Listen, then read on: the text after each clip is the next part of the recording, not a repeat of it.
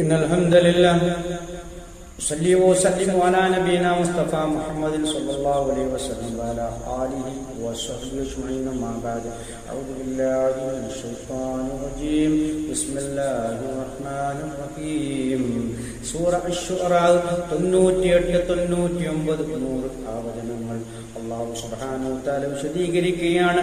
നരകത്തിൽ വെച്ചുകൊണ്ട് ഈ മനുഷ്യരെ അതുപോലെ പല ശക്തികളെയും വ്യക്തികളെയും ആരാധിച്ചു വന്നിരുന്നവർ, ആ ആരാധ്യന്മാരും അവരും തമ്മിൽ പരസ്പരം വഴക്കടിച്ചു കൊണ്ടിരിക്കുന്ന ഒരു സന്ദർഭമാണല്ലോ വിശദീകരിക്കുന്നത്.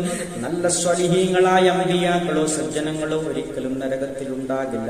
അവരെ കുറിച്ചല്ല പറയുന്ന ചില പിശാചിക ശക്തികളും അതുപോലെ ഇബ്ലീസിന്റെ അനുയായികളും അവരെ കുറിച്ചാണ് പറയുന്നത്. അവരും ഈ തരത്തിലെ നരകവാസികളും തമ്മിൽ പരസ്പരം വഴക്കടിച്ചു കൊണ്ടിരിക്കുകയാണ്.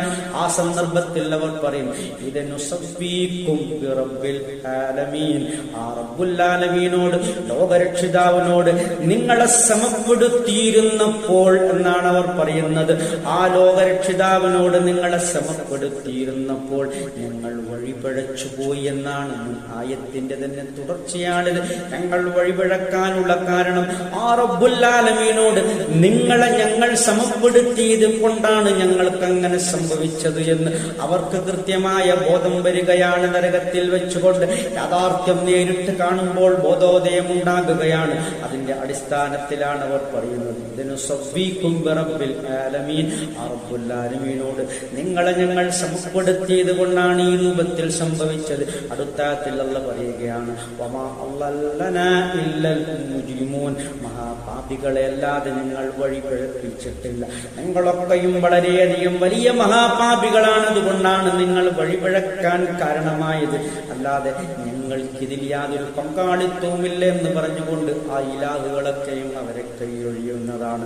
നോക്കൂ, നിങ്ങൾ ഈ രൂപത്തിൽ അങ്ങേയറ്റം ഖേദകരമായ രൂപത്തിലുള്ള അവസ്ഥയാണ് നരകത്തിൽ നടക്കുന്നത്. എന്നിട്ട് അവിടെ ഒരു വിലാപമുണ്ട്. അടുത്താത്തിൽ നോക്കൂ നിങ്ങൾ, ഇപ്പോൾ ഞങ്ങൾക്ക് ശുപാർശകന്മാരായി ആരുമില്ലല്ലോ. അവരൊക്കെയും ഒരു മൂഢവിശ്വാസത്തിലായിരുന്നു.